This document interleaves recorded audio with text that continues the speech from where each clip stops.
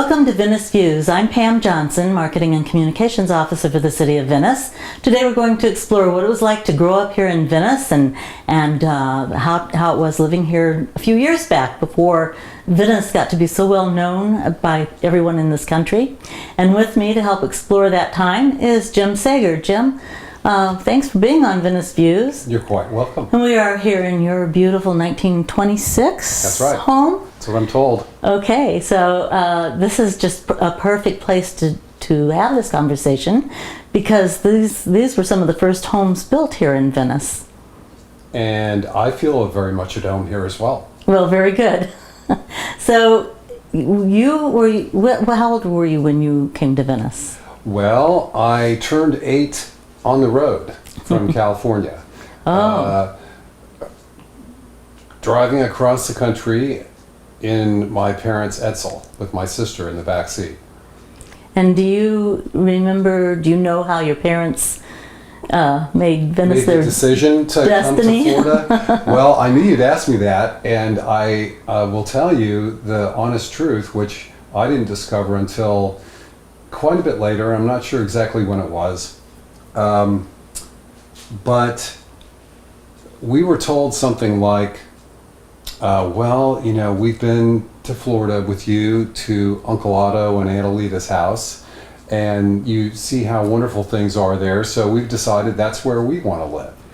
And were they in Venice as well? We bought that, although the fact was that it was my health that caused us to move from Florida. My sister and I were young enough and you know, eager enough for adventure that even though we loved being in California, going to Florida seemed like why not, you know? But we were quite enamored of our place that we had there in Lakeside near San Diego, out in the country, and we were a little mystified perhaps, but we always had complete trust in my parents' decision-making power, so we went with it. And so when you got here, I guess you went to grade school right away, right? Yeah, you mean when here we got in Venice? Here? Mm-hmm. Yeah. Well, we did, and the educational system in California focused more on literacy skills as opposed to mathematical skills. So I, in some ways, felt very dumb when I started going to school here. Because everybody was a year or two ahead of me in math, and I was, you know, kind of trying to scramble to, you know, to catch up. But you know, it was a good experience being a young student here. And where was your school? Venice Elementary initially, and then on to the junior high school. Okay.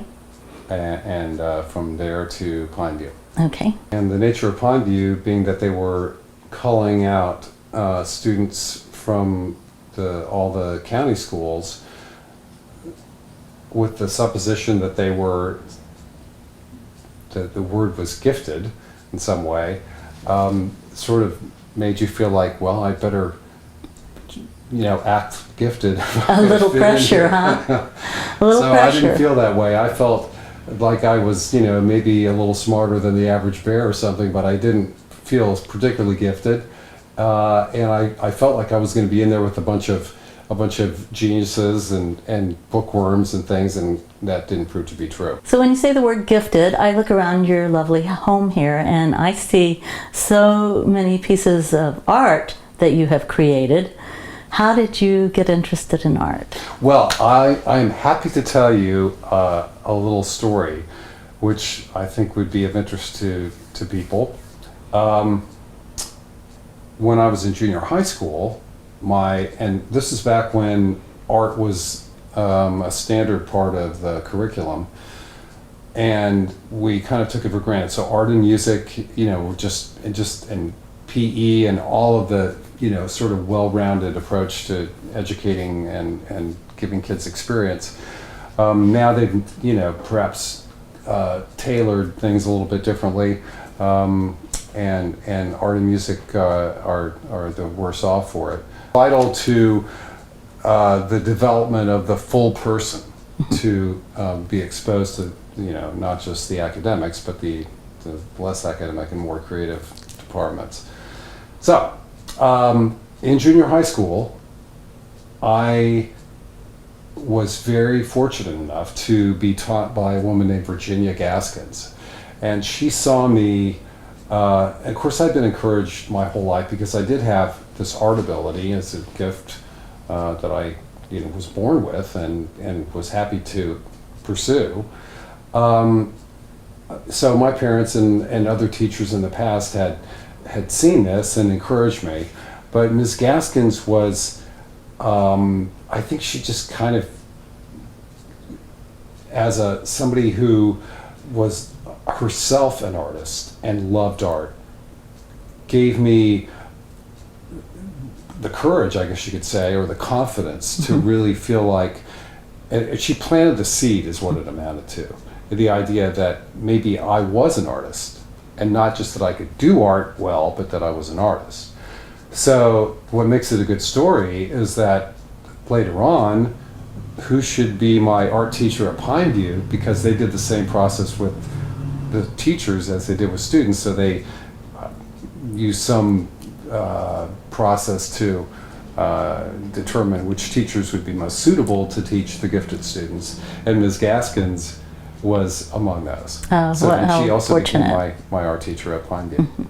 Then did you go to college and study art? Yes, I did. I went to University of Florida 2 times, and I didn't take the typical path there, which was pretty typical of me, not to take the typical path. And I didn't simply go from undergraduate to graduate school. So I went from 73 to 78 and got my BFA. And then I went off and got some life experience and, found out what the real world was like to some extent.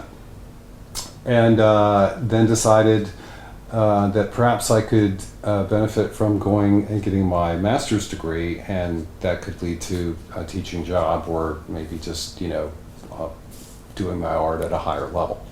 And so that did happen. And where did you teach? That was from 86 to 88. Where did you teach then? Well, I taught for a while. I began teaching as a graduate student. Many students, students who become teachers do. And then the circumstances were such that I was hired by the university to teach afterwards. It's not common, because usually they try to stay away from hiring the people that they've just, brought through the system. But there was an illness, and I had to replace, kind of an emergency way, one of the faculty.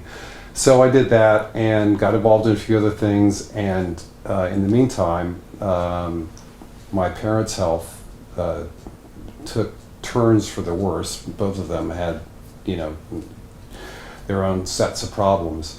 So having come down here to be with them in the beginning, I realized that I needed to stay, and so I did. And after some time, and things had gotten stabilized, and we kind of had things figured out how we were going to, all 3 of us function. I want to go back to your parents, because what year was that they got in the car in San Diego and drove you and your sister to Venice? That was in 1964. And what were their names? Terry, or that's what my dad would rather have me say, but his real name was Emil. Okay. And he never did care for that name. And the story there, briefly, is that when he was in the Army, and he was the career Army guy, Lieutenant Colonel Emil Sager, he was sitting around the table one night with his buddies, and I guess there maybe were a couple of Irishmen among them. And they said, "We need to give you an Irish name." And so he was happy to trade names for just about anything. But they said Terry was a good name for him, so it stuck. And it stuck. Mm-hmm. Okay. And your mom?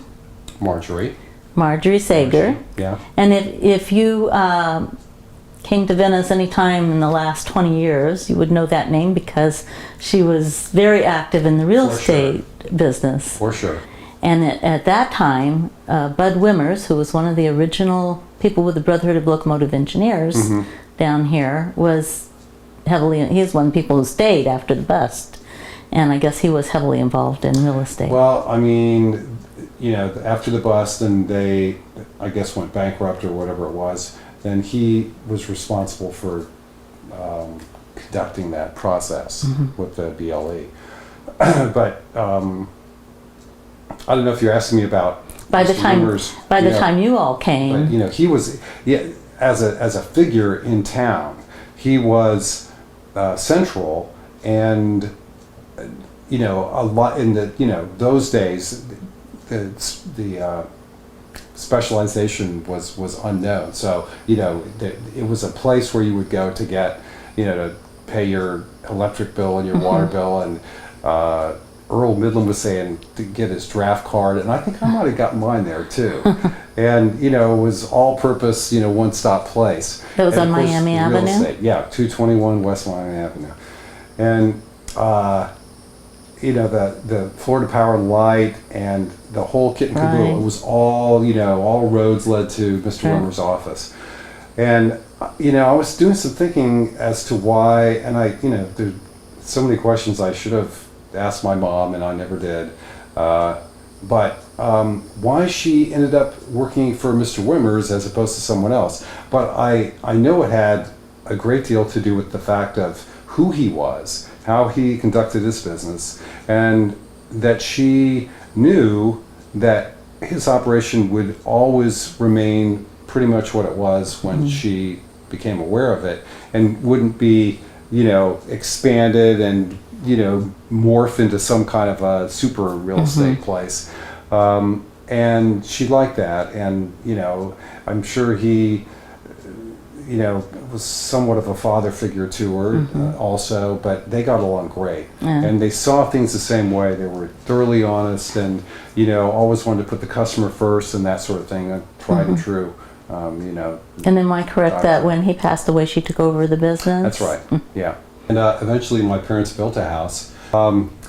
It was on Cadiz Road, really a stone's throw from the beach, and it was a good setup for my dad to practice golf because he could go, we had a vacant lot on either side of us, so we can go to the one vacant lot and hit the golf ball across our property to the other vacant lot, and you know, there was lots of room Perfect, to right? do that. Yeah, and all you had to do was kind of climb the hill and you could see the beach, so we were close. And I bet you went to the beach frequently. We did. I would say a certain period of my time, of my life here, fishing was my primary focus. And it was kind of all about fishing for a while, and, you know, I lived to fish. So did you come home from school and get your fishing rod and Almost. go Of over course to the we had, beach, or? I have to just say about my parents that they were terrific parents, and they were a great married couple and a great example to my sister and I. But one thing was that we lived in a fairly disciplined, not extremely, and not you know, inhibitively. Your dad but being a lieutenant colonel. disciplined environment, and that was very good. I mean, not maybe all children would thrive in those circumstances, but we did. In structure and, you know, just dependability, and you know, mixed with the, you know, overlaid with love. And so I'll forever be grateful to my parents for establishing that kind of environment for us. But we had to do our homework first before we, you know, went off doing other, you know, kid stuff. But, you know, a couple things were crossing my mind because, you know, obviously I knew we'd be talking. But I wanted to say that Venice, when we came here, and I was that age, the fishing age, was the kind of town where, well, for one thing, Venice Avenue, which has now got that sculpted kind of golf coursey walkway, and it's nice. I mean, I Right. run on it all the time. Wasn't like that then. It wasn't like that. It was flat. There were palm trees on either side, and they kept it mowed, and that was about it. So there was a lot of clear space in there, and you could go down on any Saturday or Sunday, and there'd be guys playing football. So you just go over there, and, you know, it was come one, come all, and, you know, friendly, well, mostly friendly competition. Same thing with vacant lots, wherever they may be. You could, that wasn't, you know, Venice Avenue wasn't where you'd want to play baseball. So we get a vacant lot that would have maybe like a tree screen and stuff, and we wouldn't be knocking the ball into the traffic and stuff. So, you know, sandlot baseball, and it was just, my parents turned us loose. There was always stuff going on for us to do. We didn't want for activities, and it was a wholesome, healthy place for, in that era. It was a little arrested in time to some degree. Venice was almost the fact, just like it's an island, it was kind of cut off from the evolution of society, the rest of society. Looking back, it seems that it was, it clung more closely to the old ways, the old values than surrounding areas, particularly, Sarasota or something like that. Yeah. Everybody knew each other here, probably. They did, we knew our neighbors, and it was a strong sense of community. Something that's happened during the time, that did happen during the time I was growing up, was the advent of the condominiums and the developments. And those two things, I think, characterize the major shift here in Venice from what it used to be to what it is now. Although it still preserved a lot of the feeling, in certain areas like the one I happen to live in, feel very much like a neighborhood. But with the influx of people coming into the condos and the developments, there's a separation or estrangement to some degree, and those people may be very involved in the community or something, but you don't feel connected to them the way it used to. And when you're younger, you feel you're more myopic.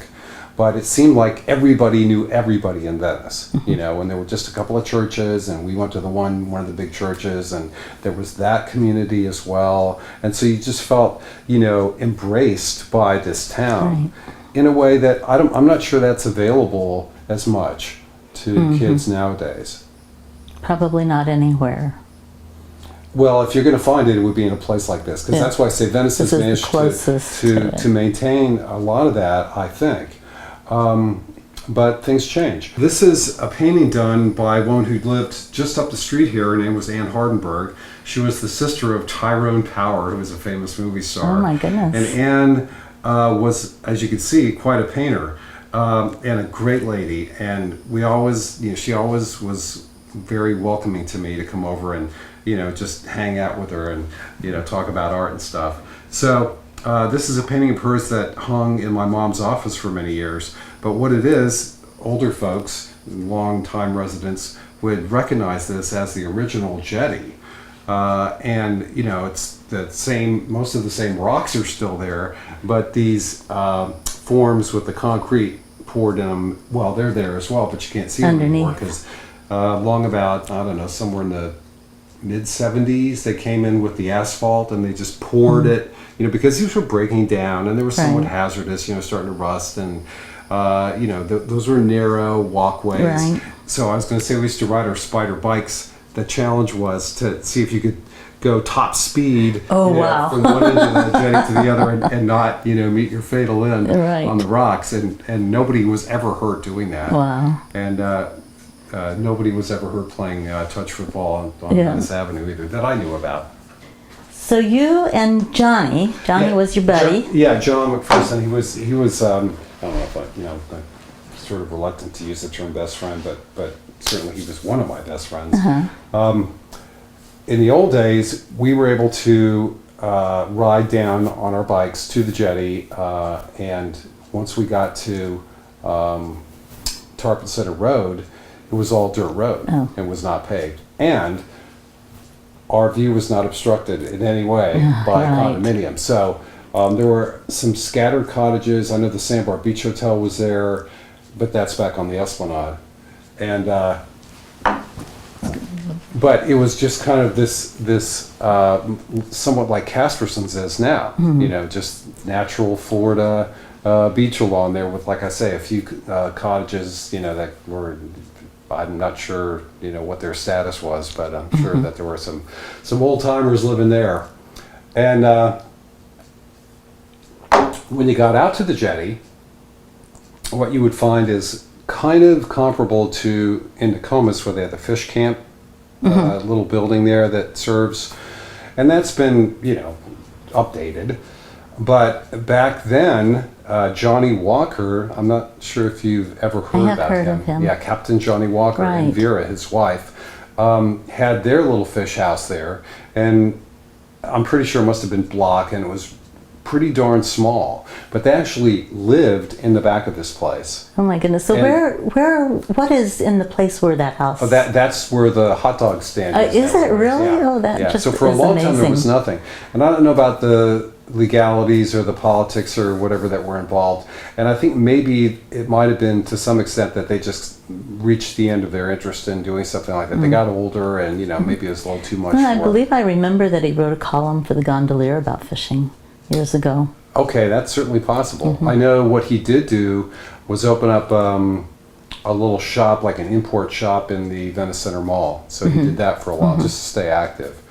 But I think he was, tired of running a little Fishing shack. men's club there. Yeah. And it kind of was like that. John and I were obviously very young, and we weren't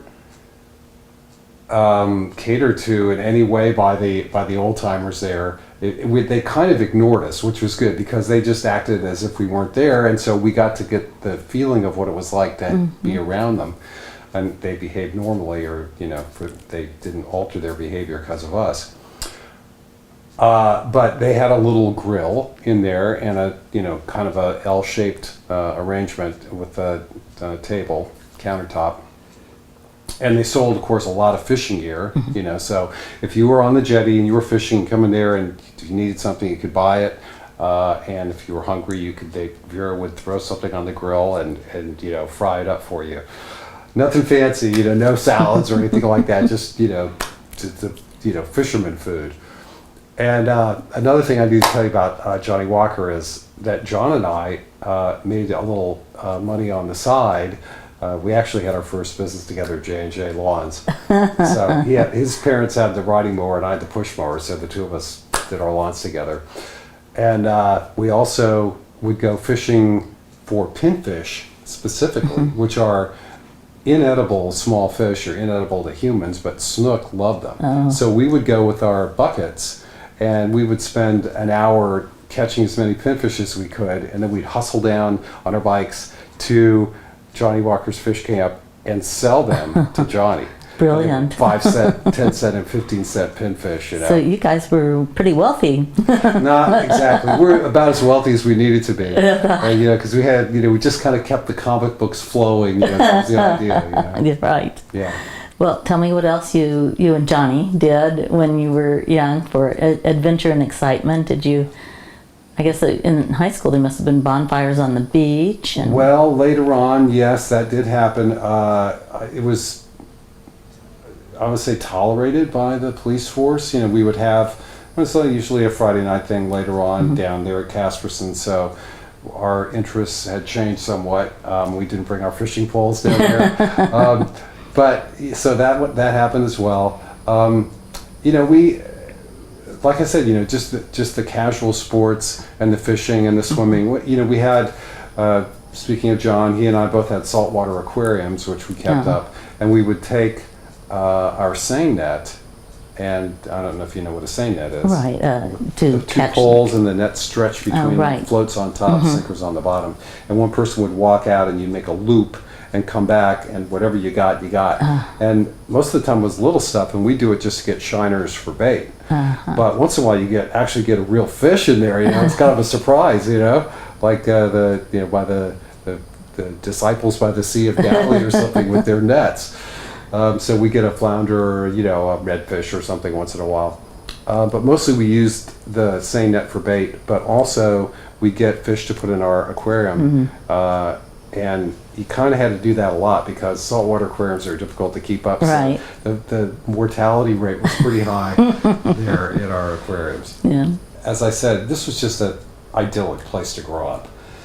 And looking back, I remember having the thought many times as I would leave and go off to school and come back, I was happy to have my freedom, so to speak, and part of me just wanted to get the heck out of here, because it felt very provincial to me as I became older.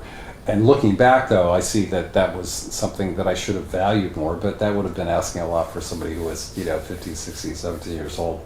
But coming back as I matured, I would begin to notice changes. And but it was so gradual that there'd be a small change here, a small change there, but they accumulated. And over the years now, Venice has become somewhat unrecognizable from what it used to be.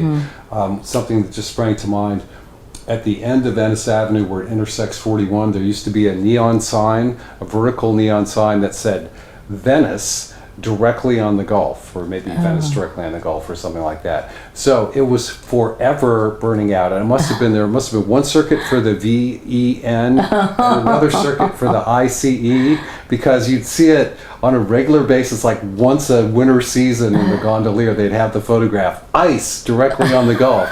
So it was good for a laugh. But so the neon sign, was kind of one of those things that, you enjoy it and you never think it's going to go away, but then one day they decide to replace it with whatever's there now. Welcome to historic Venice, or whatever it says. That's a great story. I never really heard that before, and that's every I hadn't thought about it until... Every time I do one of these interviews, I hear something new.